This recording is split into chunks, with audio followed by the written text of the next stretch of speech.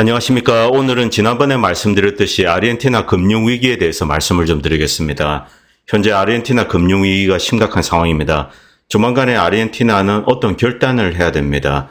아르헨티나 화폐를 버리고 미국 달러를 이제 공식 화폐로 채택을 할 것인지, 아니면은 브릭스와 함께 무언가 다른 길을 모색할 건지, 이런 여러 가지 이제 대안을 검토 중인 것으로 알고 있습니다. 10월에 대선이 있는데 여러 후보마다 다른 길을 제시하고 있습니다. 아르헨티나 미래가 어떻게 될까 이것을 예측할 수 있는 사람은 아무도 없습니다. 서로 아르헨티나가 미국 달러를 공식 화폐로 채택한다고 하더라도 예상되는 여러 가지 문제가 있고, 그리고 만약 탈달러화를 시도하면서 브릭스 쪽으로 붙었을 때 그때도 이제 여러 가지 문제가 예상되고 있습니다. 오늘은 여기에 대한 내용을 좀 말씀드리겠습니다.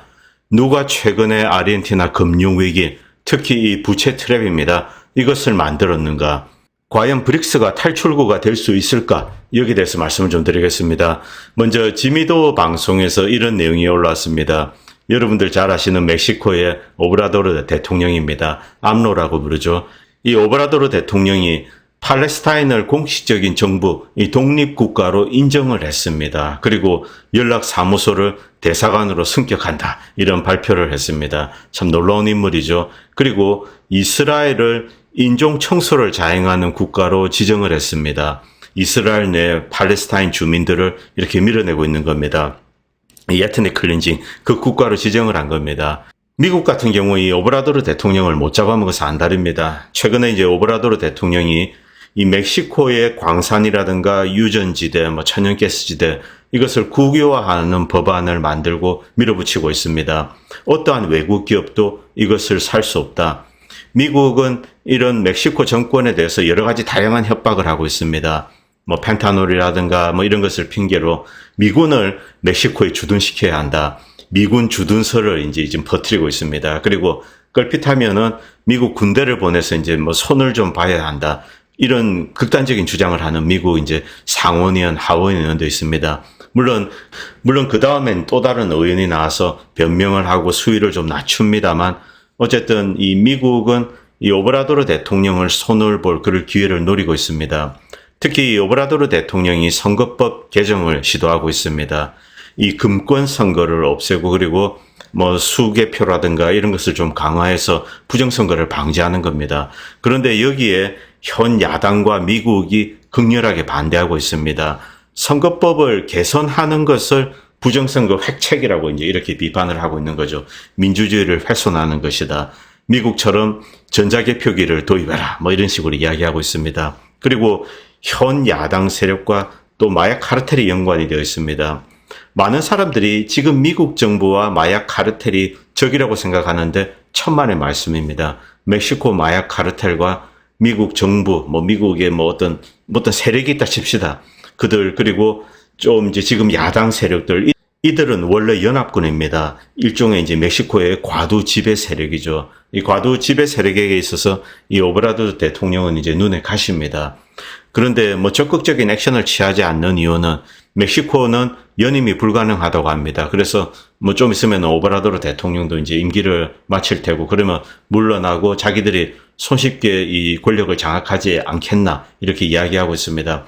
마약 카르텔이 이 멕시코 선거에서 차지하는 비중이 상당히 높습니다. 마약 카르텔은 어떤 특정 지역의 부정선거를 완전히 주도하는 거죠. 바로 이 오브라도르 대통령은 그것을 막기 위해서, 즉 카르텔이 금권 혹은 협박, 강압에 의해서 이 선거 결과를 조작하고 이런 일을 방지하기 위해서 현 선거법을 개정하려고 하고 있습니다. 그런데 미국과 이 마약 카르텔 현 야당 세력은 그것을 막기 위해서 이제 대규모 시위를 하고 있고 지금 그런 상황입니다. 아르헨티나 이야기에 앞서서 한국 IMF 시기 이야기 좀 드리겠습니다. 많은 사람들은 일본의 은행이 김영삼이 괘씸해서 돈을 안 빌려줘서 한국을 부도나게 만들었다 이렇게 알고 있습니다. 천만의 말씀입니다. 일본은 살기 위해서 한국을 지원했어야 되는 그런 상황입니다. 태국, 필리핀, 말레이시아, 인도네시아 마찬가지입니다. 먼저 지도를 잠깐 보시겠습니다. 일본 경제가 급속히 발전하고 나서 일본은 아시아 전체를 세계 공장으로 만들었습니다. 중국이 개방되기 직전 한 60년대, 70년대 한국과 필리핀, 대만은 원래 일본 앞마당이었습니다. 한국과 필리핀, 그리고 인도네시아, 말레이시아, 특히 타일랜드 같은 경우는 뭐 타일랜드 국민들도 일본을 엄청 좋아하고, 또 타일랜드는 2차 대전 때 일본의 침략을 받지 않은 뭐 사실상 이 주변에서 유일한 나라입니다. 그래서 타일랜드는 일본에 상당히 좋은 감정을 가지고 있고, 뭐 태국을 여행하다 보면은 곳곳에 일본 기업들 뭐 토요타라든가 뭐 스미토모 미쯔비시 이런 데서 뭐 도로를 지어주고 다리도 놓고 이런 것을 여러분들이 읽으실 수 있습니다. 일본이 가장 많은 공을 들였던 곳은 대만과 이제 타일랜드죠. 그리고 한국입니다. 자, 일본은 이 아시아 존을 세계 공장으로 만들었습니다. 그리고 80년대 중국이 이제 여기에 가세했습니다. 일본은 60년대부터 90년대까지 아시아존에 엄청난 투자를 하면서 이 과잉 생산 설비를 야기하게 됩니다. 뭐 이 90년대 이 과잉 생산 설비 때문에 한국 경제도 이제 서서히 추락하기 시작했습니다. 그러다가 이 과잉 생산 설비, 그리고 아시아 각국이 엄청난 돈을 일본이나 그리고 이제 다른 유럽의 이제 금융기관으로부터 빌려가지고 엄청난 투자를 했습니다. 당시 이 아시아 국가들, 90년대 한국도 마찬가지입니다. 지금까지 이 고도 성장이 계속 이어질 것으로 그렇게 생각을 했습니다. 그래서 이자율이, 당시에 뭐 이자율이 뭐 10%, 15% 이럴 때도 돈을 뭐 빌렸던 거죠. 경쟁 성장률이 기본적으로 이자율보다 높기 때문에 돈만 빌리면은 공장을 지으면은 돌아가고 그리고 성장하고 부자가 된다. 이런 인식이 한국과 아시아존 전역에 이제 자리 잡혔습니다. 일본 역시 거기에 적극적인 실탄을 제공을 했었죠. 그러다가 이제 금융위기가 터지기 시작한 겁니다. 그런데 이 금융위기의 직접적인 타겟은 일본 금융기관입니다. 일본 금융기관이 직접적인 타겟이고, 이것을 전체적으로 정리를 하면은 일본에서 뭐 수소폭탄이 터졌는데 한국에 파편이 튀어서 뭐 원자폭탄이 터졌다, 이렇게 해석할 수도 있습니다. 물론 사태는 그 거꾸로 전개됩니다. 일단 외곽에서 먼저 무너지기 시작합니다. 인도네시아, 말레이시아, 필리핀, 타일랜드 이런 곳에서 먼저 외환 위기를 겪고, 그 다음에 비교적 발전한 국가인 한국으로 오게 됩니다. 한국에서 큰 폭탄이 터지고, 그리고 그 다음 해 1998년 12월에 사실상 일본의 전 금융기관은 망했다라고 해도 틀린 말은 아닙니다. 당시 사쿠라뱅크, 토요타가 대주주로 있는 사쿠라뱅크를 제외하고 대부분의 이 대형 은행들이 정부 공적 자금을 받았습니다. 그리고 뭐 여러분도 아시는 각종 은행 간 이 합종 연행이 시작되었습니다. 결국 사쿠라뱅크도 나중에 스미토모 뱅크와 이제 합쳐가지고 새로운 거대 은행으로 탄생했죠. 자, 일본 금융기관이 가장 큰 타겟이었습니다.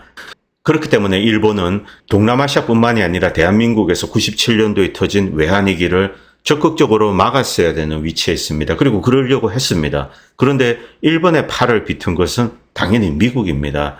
자, 이 미국이 동남아와 한국의 금융위기를 이제 방치를 한 거죠. 방치를 했다기보다는 좀 조장한 면도 있습니다. 그리고 이쪽에서 큰 폭탄이 터지고 결국 그 데미지가 고스란히 일본에 날라오게 됩니다. 그리고 1년 뒤 1998년 겨울에 일본 금융기관들은 뭐 사실상 다 뒤로 나자빠지게 되는 겁니다. 멕시코, 러시아 디폴트 이런 것들이 겹쳐서 뭐 일본은 더 이상 이제 버틸 수가 없었던 거죠. 그래서 일본 정부는 엄청난 공적 자금을 은행에 이제 수혈하게 됩니다. 이것이 이 전체적인 사건의 요약이라고 할 수 있습니다. 이 사태를 거치고 미국은 1998년 이후에 명실상부하게 금융에 있어서도 어떠한 견제 세력도 없는 그런 독보적인 국가로 남게 됩니다. 그리고 이런 기회를 놓치지 않고 1998년 하반기부터 2000년대 초까지 뭐 한 2003년, 4년까지 월스트리트는 이 아시아존, 한국 그리고 동남아시아 이곳에서 말토란 같은 자산들, 공기업들 뭐 그리고 민간 기업들 중에 굉장히 우수한 것들, 그런 것들의 지분을 대거 인수하게 됩니다. 뭐 부동산도 마찬가지입니다. 미국은 이런 방식으로 이제 엄청난 부자가 된 거죠. 여기서 다시 본문으로 돌아오겠습니다. 이런 내용들을 쭉 읽어보시면 일본이 적극적으로 동남아시아와 한국의 금융위기를 진화하려고 했는데 미국이 방해했다는 것을 여러분도 이제 잘 아실 수 있습니다. 그래서 일본이 영삼위가 괘씸해서 돈을 빌려주지 않았다. 뭐 이것은 새빨간 거짓말이라고 보시면 됩니다. 자, 일본의 시도를 방해한 것은 미국입니다.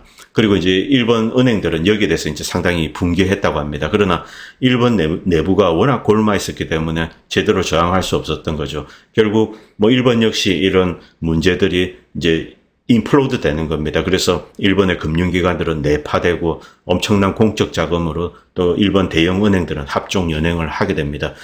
그리고 여기에 러시아 디폴트 그리고 멕시코 디폴트가 겹쳐서 결국 일본은 1998년에 엄청난 공적 자금을 수혈하고 은행들을 이렇게 합종 연행하게 됩니다.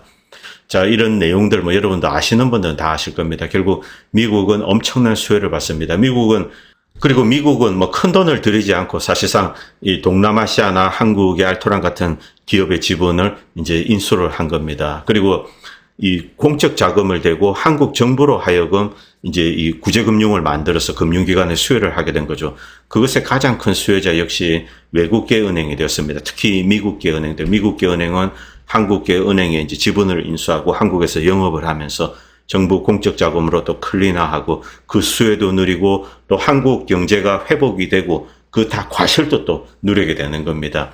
자, 그리고 이제 나중에 한국이 어느 정도 자리 잡았을 때 그 지분을 팔고 또 미국으로 가게 됩니다. 큰 돈을 미국은 벌었습니다.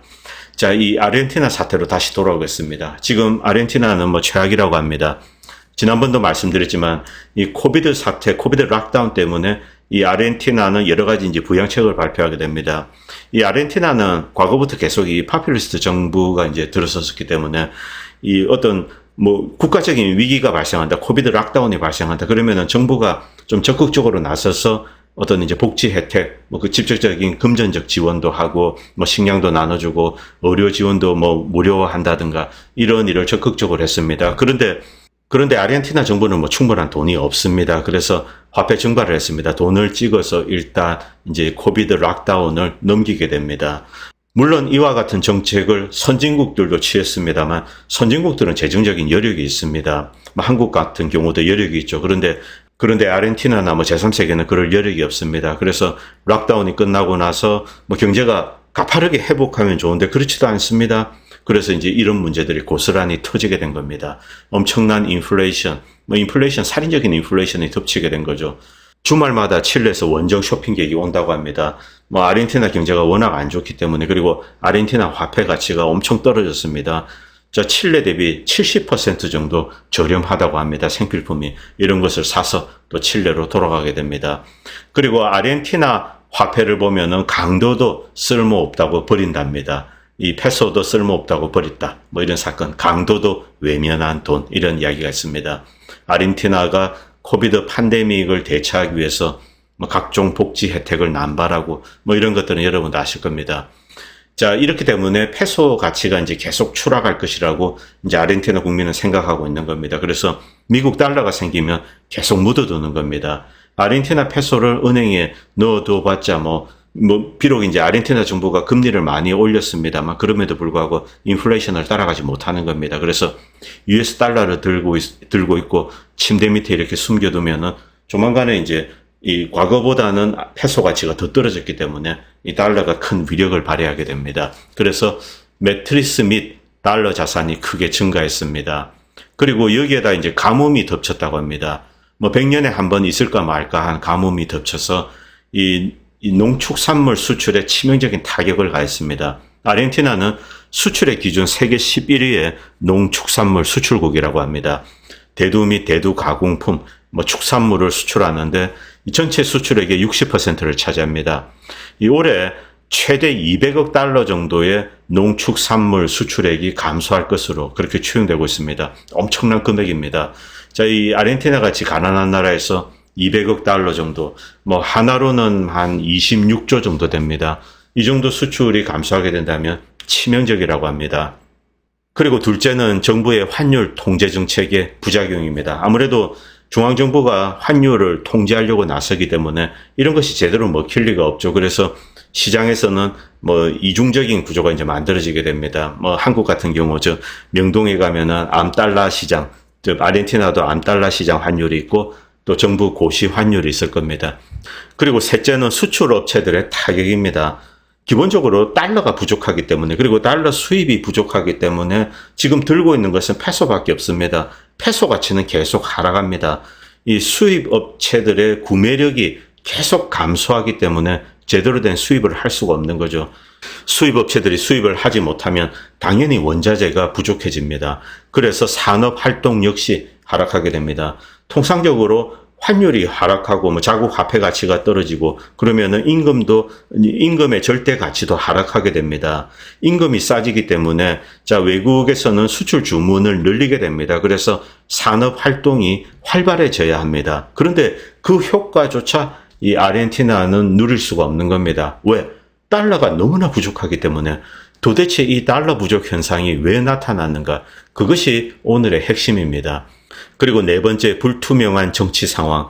넷째, IMF와의 조정 및 부채 상환 딜레마가 있습니다. IMF와 이제 이 딜을 해야 됩니다. 그런데 이게 잘 먹히고 있지 않습니다. 이 IMF는 절대로 손해보는 짓을 하지 않습니다. 그리고 IMF는 어떤 정책을 취하고 반드시 미국의 월가가 수혜를 볼 수 있도록 그렇게 이제 마무리를 짓습니다. IMF 역시 상당히 이제 거칠게 이 아르헨티나를 대하고 있습니다. 여기에는 여러 가지 이유가 있습니다. 특히 2018년 이 세계 금융가에 충격적인 사건이 일어났습니다. IMF가 570억 달러, 하나로는 한 69조 원 정도, 지금 가치로는 한 69조 원, 70조 됩니다. 이 70조를 아르헨티나에 대출을 해줬습니다. 아르헨티나는 이것을 소화할 능력이 없습니다. 도대체 왜 이런 말도 되지 않는 돈을 아르헨티나에 대출을 해줬을까? 이것이 역대급 미스테리입니다. 물론 이 미스테리는 나중에 다 밝혀지게 됩니다. 570억 달러라는 아르헨티나 경제로서는 엄청난 돈을 이렇게 이제 IMF로부터 대출받게 됩니다. 이 다른 나라들이 봤을 때 특히 IMF로부터 돈을 빌리고 싶은 수많은 제3세계 국가들이 있습니다. 이들은 너무 황당해서 IMF에 항의했습니다. 도대체 왜 이 IMF 재원도 제한되어 있는데 아르헨티나에 저렇게 엄청난 돈을 지원해 주는가? 이 당시에 2018년도에 이 친미 정권이 수립되었습니다. 그래서 미국은 아르헨티나를 이참에 완전히 어떤 이제 미국의 컨트롤 하에 두는 그런 국가로 만들기 위해서 엄청난 돈을 지원을 합니다. 그런데 여기에는 엄청난 함정이 있습니다. 뒤에서 좀 말씀드리겠습니다. 다섯째, 불투명한 정치 상황. 10월 22일에 대선을 앞두고 있습니다. 현 대통령은 경제 실패로 이제 재선에 도전하지 않겠다고 선포했습니다. 어떤 후보가 당선되더라도 재정 적자, 통화 팽창, 인플레이션, 외환 보유 최저 이런 각종 문제 때문에 험난한 앞날이 예상되고 있습니다. 현 페르난데스 대통령이 돈을 빌린 것은 아닙니다. 돈을 빌린 대통령은 따로 있고 그 다음에 취임했습니다. 이 양반은 좀 중도 좌파입니다. 그래서 브릭스나 러시아, 브라질, 중국에 좀 우호적인 인물입니다. 그런데 경제가 더욱더 악화되고 이 양반도 좀 불쌍한 사람이죠. 당시 이제 취임하고 나서 곧바로 이 코비드 락다운이 터졌습니다. 그래서 불운의 대통령이라고 할 수 있습니다.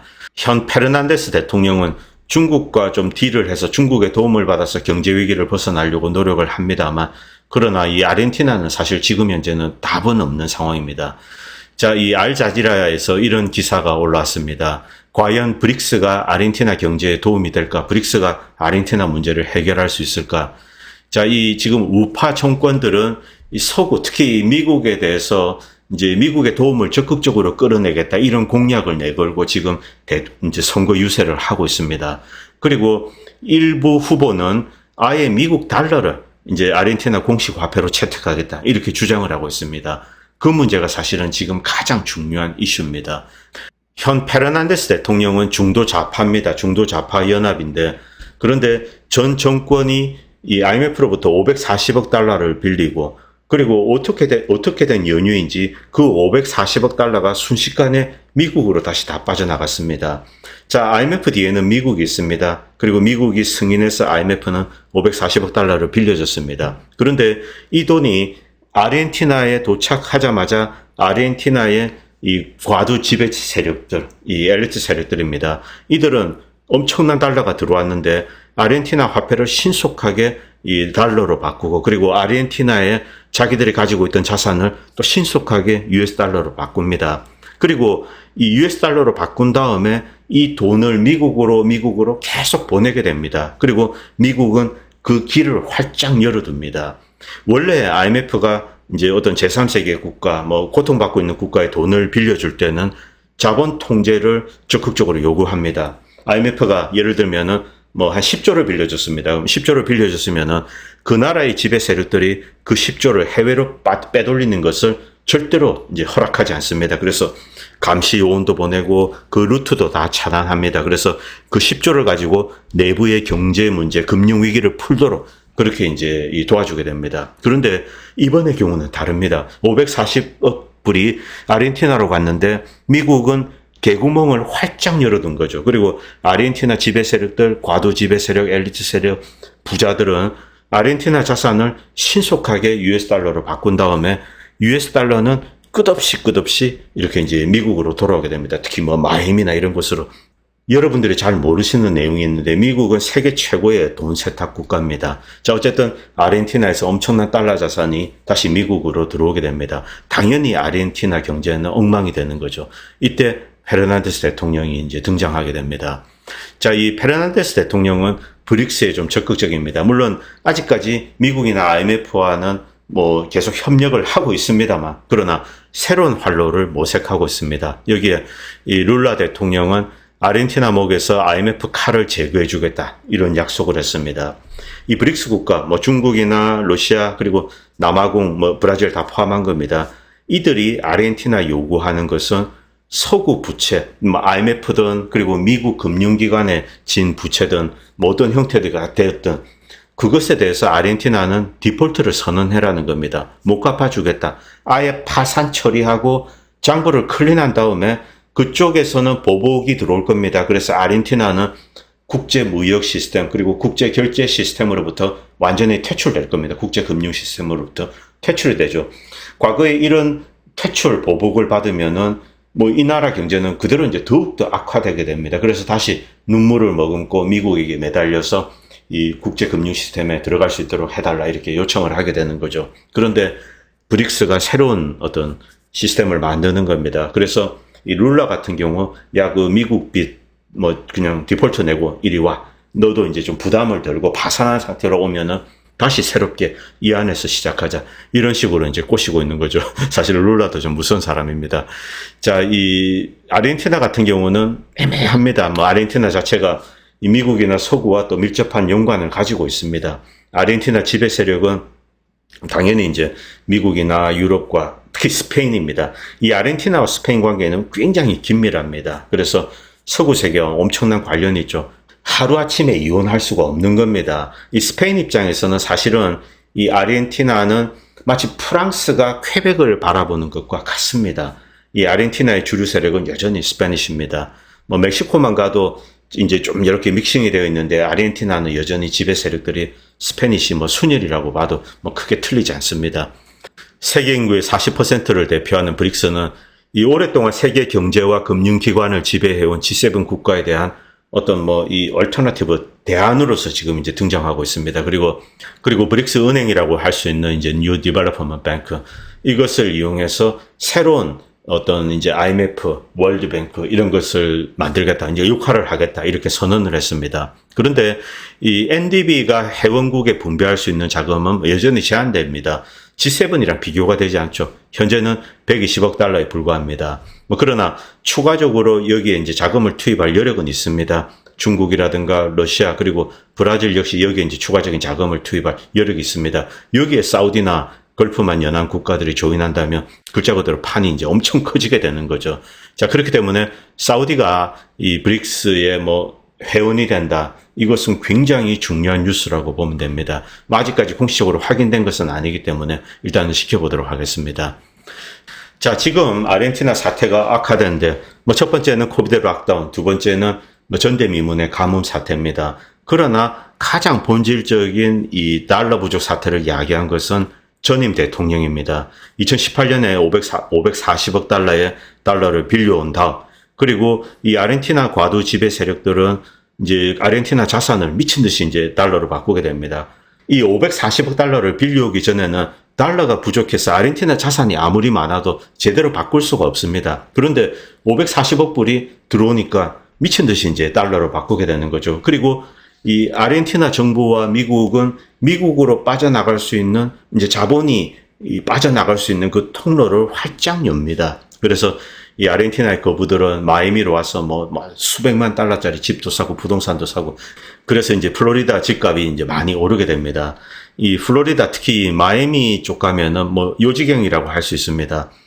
이 미국 사람들이 이 마이애미를 놀러 가면은 어떻게 저렇게 많은 이 스페니시 부자들이 있을까? 그리고 영어도 제대로 못합니다. 스페인 말만 쓰는데 엄청난 부자입니다. 뭐 800만 불, 2천만 불짜리 저택에 살고 뭐 길에서 뭐 롤스로이스, 벤틀리 이런 거 몰고 다닙니다.